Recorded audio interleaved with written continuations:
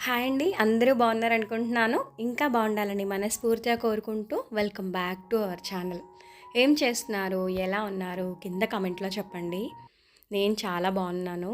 అలాగే ఈరోజు వీడియో ఏంటంటే ఒక సండే రొటీన్ వ్లాగ్ అనమాట. అలాగే డీమార్ట్‌లో నేను కొన్ని కిచెన్‌లోకి యూజ్ అయ్యే ఐటెమ్స్ అవి తీసుకున్నాను అనమాట. చూపిస్తాను. అలాగే డీమార్ట్ షార్ట్ వీడియో పెట్టినప్పుడు అడిగారనమాట. అక్క ఏం తీసుకున్నారో షేర్ చేయలేదేంటి అని చెప్పి. సరే హాల్ ఒకటి షూట్ చేశాను. ఈ వీడియో ఎండ్ వరకు చూడండి స్కిప్ చేయకుండా. అలాగే వీడియోని లైక్ చేసి చూడడం స్టార్ట్ చేసేయండి. ఎవరైనా కొత్తగా మన ఛానల్‌కి వచ్చి ఉంటే ఒక్కసారి మన ఛానల్‌లో కంటెంట్ చూడండి. నచ్చితే డెఫినెట్‌గా సబ్స్క్రైబ్ చేసుకొని డైలీ ఫాలో అవ్వండి. మీ ఫ్రెండ్స్ అండ్ ఫ్యామిలీస్‌తో షేర్ చేసుకోండి. ఇక్కడ నేను మార్నింగ్ బ్రేక్‌ఫాస్ట్ కింద ఉప్మా చేస్తున్నాను. అది కూడా బొంబాయి రవ్వ ఉప్మా. ఈ వీడియో కంటే ముందొచ్చిన వీడియోలో నేను రవ్వ లడ్డు రెసిపీ చూపించాను. అక్కడ చెప్పారనమాట. "అక్క ఈ రెసిపీ చాలా బావుంది. మేము చేస్తుంటాం కాకపోతే కొంచెం డిఫరెంట్‌గా ఉంది. మీరు చూపించిన దానికి, మేము చేసేదానికి" అని అన్నారు.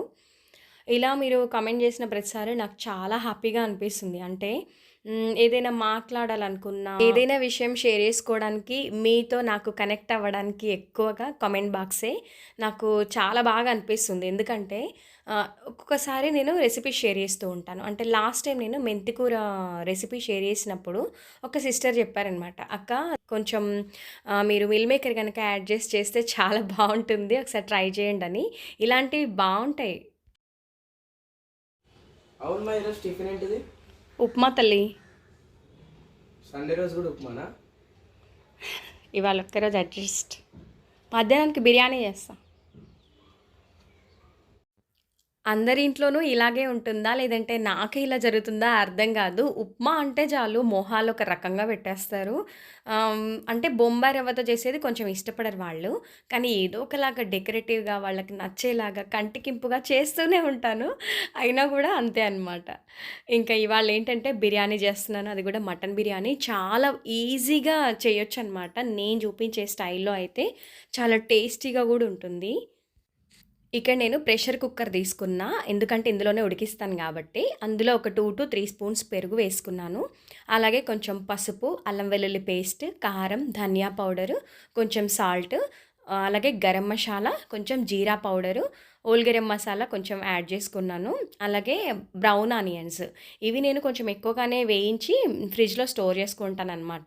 ఇలా ఎప్పుడైనా సడెన్‌గా చేయాలి అనుకున్నప్పుడు ఇంకా వెతుక్కోవడము, మళ్ళీ అప్పటికప్పుడు కట్ చేసుకొని డీప్ ఫ్రై చేసుకోవడం ఇదంతా టైం పడుతుంది కాబట్టి కొంచెం ఆయిల్ యాడ్ చేసేసి మసాలా మొత్తం ఫస్ట్ చేత్తో కలిపేసా. ఆ తర్వాత మటన్‌ని శుభ్రంగా కడిగేసి వాటర్ అంతా లేకుండా పోయేంత వరకు చూసుకొని ఆ తర్వాత ఇందులో యాడ్ చేసుకున్నాను. ఫైనల్‌గా కొంచెం కొత్తిమీర, అలాగే పుదీనా ఇవి 2 కలిపేసి మొత్తం ముక్కలకు పట్టేలా మసాలా పక్కన పెట్టేస్తాను ఒక 1 అవర్ పాటు. ఈలోగా నేను ఇంకా ఖాళీగానే ఉంటాను కదా! సరే డీమార్ట్ హాల్ షేర్ చేద్దాం అని చెప్పేసి ఇక్కడ కూర్చున్నాననమాట అన్నీ ముందల వేసుకొని. ఆల్రెడీ నేను డీమార్ట్‌కి వెళ్ళొచ్చి కూడా ఒక 3-4 డేస్ అవుతున్నట్లుంది. కానీ ఇవన్నీ నేను ఎందుకు సదరలేదు అంటే ఇంకా కొన్ని బాటిల్స్ అవి క్లీన్ చేసుకునేవి ఉన్నాయి. అన్నీ ఒకేసారి పెట్టేసుకుందాంలే పని అన్నట్లుగా పెట్టుకోలేదు, సర్దుకోలేదు. సరే ఇక్కడ మీతో హాల్ అనేది షేర్ చేస్తా. యాక్చువల్‌గా నేను గ్రాసరీస్ ఎలా తెచ్చుకుంటానో చెప్తానిక్కడ. అన్నీ కూడా ఒక 2 కేజీకి ఎక్కువగానే తీసుకుంటాను. అంటే ఇప్పుడు కందిపప్పు ఉందనుకోండి ఒక 2.5 కేజీలు, పల్లీలు సేమ్ 2.5 కేజీలు, మినపప్పు ఒక కేజీన్నర, షుగర్ అయితే 2-3 కేజీస్ తీసుకుంటాను. తర్వాత గోధుమ రవ్వ ఒక కేజీ, బొంబాయి రవ్వ ఒక హాఫ్ కేజీ, కొంచెం మైదా తీసుకుంటాను. అది ఎప్పుడో చాలా రేర్‌గా యూజ్ చేస్తూ ఉంటాను. అయిపోయినప్పుడు అలా తెచ్చి పెట్టుకుంటాను అంతే. శనగపిండి ఒక హాఫ్ కేజీ లేదా కేజీ అంటే ఇంట్లో ఆల్రెడీ మనకు ఉంటాయి గదా! వాటిని బట్టి తీసుకుంటా అనమాట.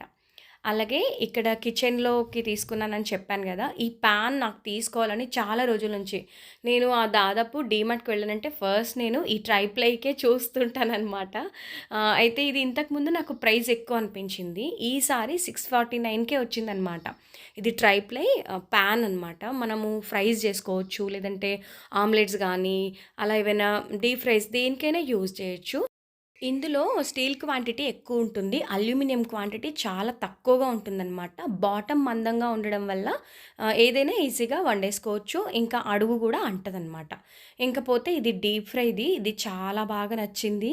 ఇది 150 రూపీస్ పడిందనమాట. అంటే మనకు ఆయిల్‌లో అంతా చెల్లాచెదురు అవ్వకుండా చిన్న చిన్నవి వేయించుకోవడానికి పల్లీలు అలాంటి వాటికి బావుంటుందనమాట. అందుకని అదొకటి తీసుకున్నాను. కానీ నేనేం తీసుకున్నా యూజ్‌ఫుల్ అయ్యి, నేను రోజు యూజ్ చేసేలా ఉండేట్టుగానే తీసుకుంటానండి. మళ్ళీ తీసుకొని అలా పక్కన పెట్టడం అలాగుండదు. కంపల్సరీ ఇది యూజ్ చేస్తాను అనుకుంటేనే కొంటా అనమాట ఏ ఐటెమ్ అయినా.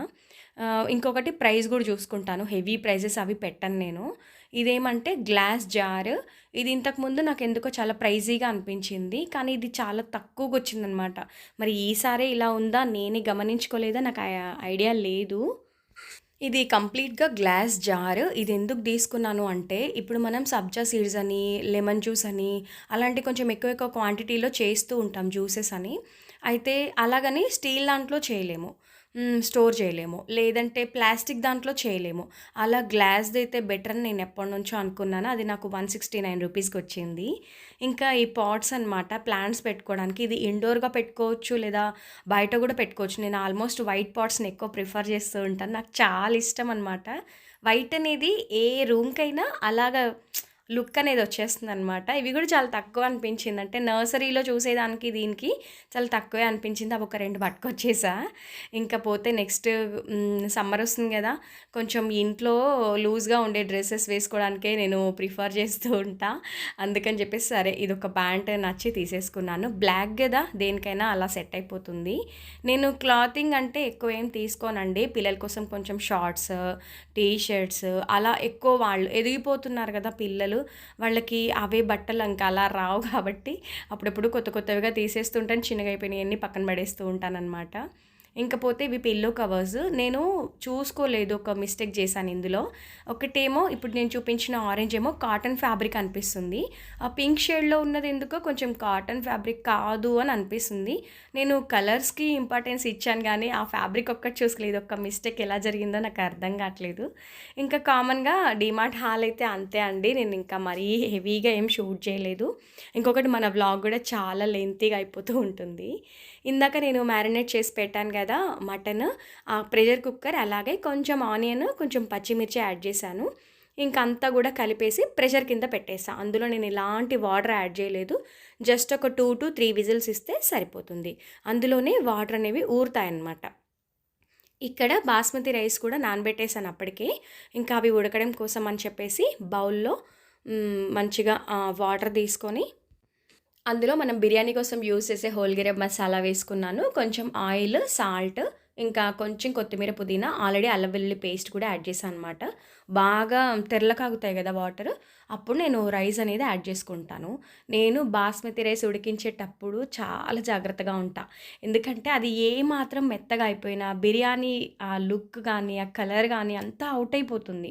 మెత్తగా ముద్దలాగా వచ్చిందనుకోండి, అసలు అది బిర్యానీలాగే అనిపించదు. అందుకని చాలా కేర్‌ఫుల్‌గా ఉంటాను. ఈ రైస్ వండేటప్పుడు పక్కకే జరగను. అది మంచిగా ఒక 60-70% కుక్ అయింది అనిపించినప్పుడు అది కొంచెం జల్లిబుట్టలో వేసి పక్కన పెట్టేస్తా. ఇక్కడ మటన్ చెక్ చేసుకుంటున్నా. ఒక్కోసారి మనకు లేత మటన్ అయితేనే తొందరగా కుక్ అవుతుంది. ఒక్కోసారి కొంచెం ముదురుగా అలా అనిపించినా ఏమాత్రం కుక్ అవ్వకపోయినా మళ్ళొక్క విజిల్ ఇప్పిస్తే సరిపోతుందనమాట. ఇంకా చూసారు గదా! ఎన్ని వాటర్ వచ్చాయో మటన్‌లో. మనం నీళ్ళే వేయలేదు. ఇప్పుడు ఆ గ్రేవీ అందులో ఉన్న గ్రేవీయే మనకు బిర్యానీకి సరిపోతుందనమాట. అయితే నేను సెపరేట్‌గా వేరే కర్రీ అదేం చేయట్లేను. ఎందుకంటే మసాలా గ్రేవీ చేస్తానన్నాను. బిర్యానీకి మసాలా గ్రేవీ ఉంటుందిగా అది. వద్దన్నారనమాట మా వాళ్ళు. ఎక్కువ హెవీగా ఏం పెట్టుకోవద్దు. సింపుల్‌గా బిర్యానీ కొంచెం రైతా చేస్తే చాలన్నారనమాట. అందుకని సరే ఈ ఖాళీ టైంలో కొద్దిగా క్యారెట్ ఒకటి, కీరా ఒకటి కట్ చేసి పెట్టుకుంటున్నాను. ఇంకొకటి నేను ఈ వెజిటబుల్ వేస్టేజ్ అనేది డస్ట్‌బిన్‌లో వేయనండి. నాకు పైన ప్లాంట్స్ ఉన్నాయి గదా! ఒకవేళ ఇప్పుడు కొంచెం సమ్మర్ వస్తుందని కొన్ని ప్లాంట్స్ తీసేసినా గూడా ఇంకా ఉంటాయి గదా! ఉన్న వాటికి లేదా మళ్ళీ నెక్స్ట్ మొక్కలకి ప్లాంట్స్ చేసేటప్పటికి నాకు ఇదంతా గూడా యూజ్ అవుతుందనమాట. నేను పైన డ్రమ్‌లో సేవ్ చేసుకొని మంచిగా దాన్ని ఒక ఎరువు కింద తయారు చేసుకుంటాము. ఇక్కడ ఏమంటే దమ్ పెట్టేస్తున్నాను. ఒక పెద్ద బౌల్ తీసుకొని ఎందులో అయితే దమ్ పెడుతున్నామో అడుగున ఫస్ట్ కొంచెం రైస్ వేసి, ఆ తర్వాత కొంచెం నేను గ్రేవీ మాత్రమే వేశాను అడుగున. పీసెస్ ఏం వేయలేదు. ఇక్కడ నేను తీసుకున్నది క్వాంటిటీ వచ్చేసి 3/4 కేజీ అనమాట. ఇది మాకు 2 పూటలకి సరిపోతుంది. ఒక లేయర్ రైస్, ఒక లేయర్ మటన్ కర్రీ, ఒక లేయర్‌లో మళ్ళీ రైస్ యాడ్ చేసేసి కొంచెం బ్రౌన్ ఆనియన్స్, అలాగే కొత్తిమీర, పుదీనా ఫ్రెష్‌గా ఉన్నది. ఆ తర్వాత కొంచెం నెయ్యి వేసేస్తాను. ఇది ఫ్లేవర్ ఎంత బావుంటుందంటే, నాకైతే ఆ హోటల్స్‌కి వెళ్ళి తినే కంటే గూడా ఇలా చక్కగా ఇంట్లో ఫ్రెష్‌గా వండుకొని తినడం అంటే బాగా ఇష్టం. మా వాళ్ళకి గూడా అంతే. ఎప్పుడో ఇంక తప్పదు, ఇంకా ఆకలి అన్నప్పుడు మాత్రమే తింటాం తప్ప, మళ్ళీ ప్లాన్ జేసుకొని మళ్ళీ బిర్యానీ తినడానికని జెప్పి బయటకైతే అస్సలంటే అస్సలు వెళ్ళము. ఇష్టపడము మేమైతే. ఇక్కడ ఏమంటే అది దమ్ పెట్టేసాను గదా! ఒక 5 మినిట్స్ హై ఫ్లేమ్ బెడతాను. ఒక 5 మినిట్స్ మీడియము, ఒక 5 మినిట్స్ స్లో అంతే, ఇంకా ఏం లేదు. సింపుల్‌గా అయిపోతుందనమాట. అసలక్కడ నించొని వంట చేసిన ఫీలింగ్ గూడా రాదు ఇలాంటివి చేసినప్పుడు. ఇక్కడేమంటే సరే కొంచెం టైం ఫ్రీగా ఉన్నాం గదా! ఫ్రిడ్జ్ క్లీన్ చేద్దామని చెప్పి డస్ట్‌కి భయపడినంత నేను దేనికి భయపడట్లేను. డస్ట్ ఒకటి, పొగ ఒకటి, చాలా చాలా భయపడిపోతున్నాను. అవి నాకు ఇంకా పడదు గాబట్టి, ఆ ముక్కు మూసుకోవడం లేదా మాస్క్ పెట్టుకోవడం ఇలాంటివి. ఇక్కడైతే ఒక 15 మినిట్స్‌లో మన బిర్యానీ అనేది రెడీ అయిపోయింది. ఆ 15 మినిట్స్ తర్వాత గూడా ఒక 10 మినిట్స్ స్టవ్ ఆపేసిన తర్వాత ఒక 10 నిమిషాలు ఆగి అప్పుడు నేను బిర్యానీ అనేది సర్వ్ చేస్తా. చూసారు గదా! రైస్ కూడా ఒకదానికొకటి టచ్ అవ్వదు. ఇంకా బిర్యానీ గూడా చాలా మంచి ఫ్లేవర్డ్‌గా, టేస్టీగా, సూపర్‌గా ఉంటుంది. ఇంకా ఇదన్నమాట నా మటన్ బిర్యానీ రెసిపీ అయితే. దీనికి ఇంకా కాంబినేషన్ కింద నేను రైతా చేసేసాను. బిర్యానీ గ్రేవీ కర్రీ వద్దన్నారు గదా! అందుకని చెప్పేసి. ఇంకా లంచ్ అయితే మంచిగా ఎంజాయ్ చేసాం. ఒక మంచి మూవీ పెట్టేసుకొని ఫ్యామిలీతో. సండే అంటేనే ఫ్యామిలీ టైం గదా! ఇంకా అలాగా పిల్లలకి కొంచెం చదువుకునేది అదే ఉంది. వాళ్ళు చదువుకునే వాళ్ళు చదువుకుంటున్నారు. మధ్యాహ్నం నిద్రపోయే వాళ్ళు నిద్రపోతున్నారు. అలా ఎవరి పనుల్లో వాళ్ళు పడిపోయారనమాట. నాకేంటంటే ఇక్కడ కొంచెం ఈగల్లాంటివి ఏమైనా రాకుండా కొంచెం అంతా ఎప్పటికప్పుడు క్లీన్ చేసుకుంటేనే గదా! మనకు గూడా హెవీ పని అవ్వదు. ఇంకా లంచ్ తర్వాత కొంచెం ఈ క్లీనింగ్స్ ఇవన్నీ కామన్‌గా రొటీన్‌గా ఉండేవే కదా మనకు. ఇంకా దీని తర్వాత ఏంటంటే బౌల్స్ అవన్నీ గూడా క్లీన్ చేసేసుకుంటాను వెంటనే. అవి మళ్ళీ నాన్ వెజ్‌వి కాబట్టి స్మెల్ ఒస్తా ఉంటాయి. అందుకని చెప్పేసి అవన్నీ గూడా. మనకు కిచెన్ గావచ్చు, ఇల్లు కావచ్చు, ఎప్పుడప్పుడు మనం పనులనేవి అలా పక్కన పెట్టేసామంటే మనకే పేరుకుపోతాయి. అలా ఇల్లు గూడా చూడ్డానికి నీట్‌గా ఉండదు. ఇంకా నాన్ వెజ్ వండిన రోజు కిచెన్ గురించి మనం చెప్పాల్సిన అవసరం లేదు గదా! అందుకని కొంచెం షింక్ గానీ, లెమన్ రసం వేసి పెట్టడము షింక్‌లో, లేదంటే కొంచెం హాట్ వాటర్ ఏసి క్లీన్ చేసేయడము, ఇలాంటివన్నీ చేస్తూ ఉంటా. స్టవ్ గట్టు, కౌంటర్ టాప్ అంతా క్లీన్ అయ్యాక ఇంకా ఆపోజిట్ కౌంటర్ టాప్ గూడా క్లీన్ చేసేసుకుంటున్నా. ఇక్కడ నేను ఇంకా పెద్దగా పనేముండదు. నాకు డిన్నర్ టైంకి గూడా బిర్యానీయే సరిపోతుంది. ఇంకా ఎవరైనా తినని వాళ్ళకి ఏదైనా లైట్‌గా టిఫిన్ చేసేస్తాను అంతే. ఇంకా అందుకని వంట పనేం పెట్టుకోలేదు. ఇవాళ ఫ్యామిలీ టైం గాబట్టి. అయితే ఇక్కడ ఒక కామెంట్ గుర్తొచ్చింది. ఈ రెడ్ కలర్ పెయింట్ ఎక్కడ తీసుకున్నారు అని చెప్పి. ఇది నేనెక్కడ తీసుకోలేదండి. మీరిక్కడ హ్యాండిల్ గనక గమనిస్తే ఇది మన ఓల్డ్ వుడెన్ చాపింగ్ బోర్డ్ అనమాట. చాలా వరకు వాడిన తర్వాత బ్యాక్ సైడ్ మొత్తం డ్యామేజ్ అయిపోయింది. దానికి మంచిగా ఇలా పెయింట్ వేసి, ముగ్గు వేసి అలా డెకర్ కింద పెట్టుకున్నాను. ఇంకా ఆ పాట్ గూడా నేను డిజైన్ చేసిందే. అలా అనమాట. ఇంకా అలాగే వెజల్స్ అన్నీ క్లీన్ చేసి బయట పెట్టేసా యూటిలిటీలో. ఏమంటే ఇక్కడ మంచిగా ఎండొస్తుంది. చక్కగా ఆరిపోతాయి. ఏదైనా స్మెల్ ఉన్నా గూడా ఔట్ అయిపోతుందనమాట. ఇంకా పనంతా అయిపోయింది కదా! ఇది నెక్స్ట్ డే అంటే మండే రోజు విపరీతమైన వర్షం వచ్చిందనమాట ఈవినింగ్. మీరు ఆల్రెడీ షార్ట్ వీడియో చూసే ఉంటారు. అందుకని నేనిక్కడ జస్ట్ ఒక లాంగ్ క్లిప్పింగ్ ఒకటి తీశాను. చాలా బాగా అనిపించింది. నిజానికి నేనే ఒక 2 డేస్ తర్వాత మెట్లు పైనుంచి మొత్తం శుభ్రం చేసేద్దాం అనుకున్నాను.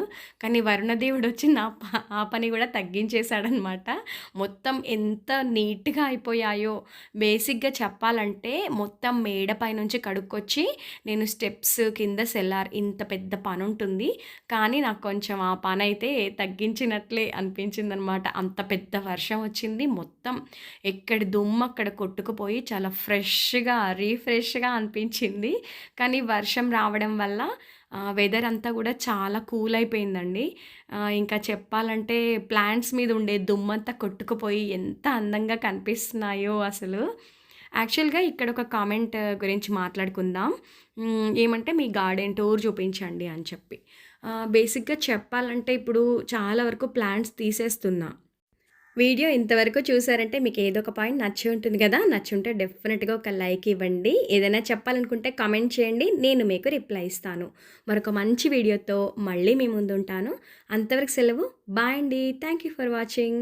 బిర్యానీ తప్పకుండా ట్రై చేయండి.